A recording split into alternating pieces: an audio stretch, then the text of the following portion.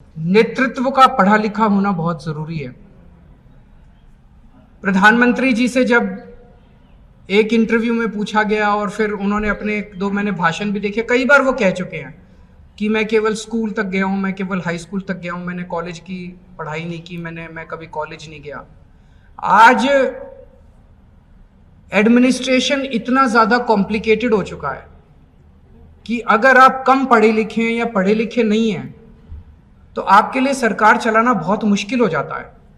बहुत ऐसे ऐसे अफसर आके ऐसे आपको घुमाते हैं कि आपको पता भी नहीं चलता कहां कौन फाइलों में कहां साइन करा के ले गया, आपको पता ही नहीं चलता।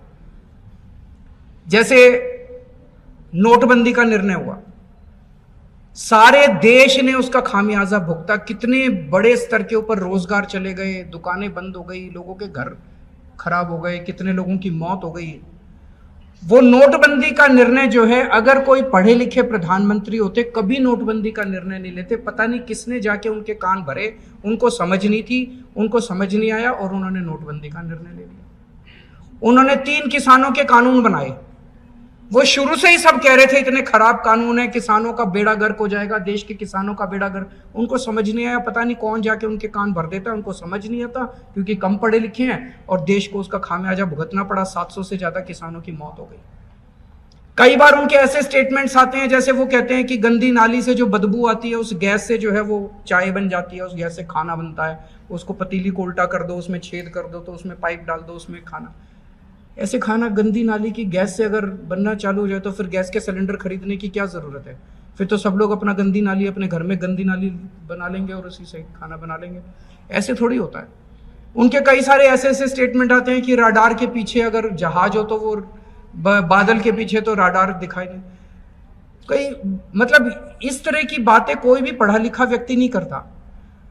विदेशों से कई नेता आते हैं, वो पता नहीं कहां किन फाइलों पे क्या साइन करा के ले जाते हैं, उनसे किसी को पता ही नहीं क्या कहां साइन कर रहे हैं का। तो देश के लिए बहुत जरूरी है कि पढ़ा लिखा नेतृत्व होना चाहिए। दिल्ली ने यह साबित कर दिया, हमारी सरकार पढ़े लिखे लोगों की सरकार है। हमारी सरकार ने यह साबित कर दिया कि अगर पढ़े लिखे लोगों की सरकार हो और ईमानदार सरकार हो तो कहां की कहां कितनी तरक्की हो सकती है। वो एक कोशिश ये की जा रही है, अगर आप जितने भी बीजेपी रूल्ड स्टेट्स देखें, किसी भी बीजेपी रूल्ड स्टेट के अंदर वो कोई भी फैसिलिटी जनता को फ्री में प्रोवाइड नहीं करते। खासकर बिजली तो उन्होंने किसी भी स्टेट के अंदर फ्री में नहीं दे रखी।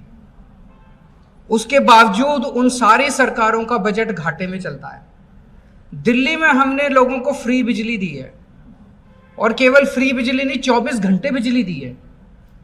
24 घंटे बिजली दी है। और मेरे को याद है 2014 में 6000 मेगावाट अगर लोड हो जाता था गर्मी के दिनों में तो सारी बिजली लोड शेडिंग होती थी, ट्रांसफार्मर जल जाते थे, तारे जल जाती थी।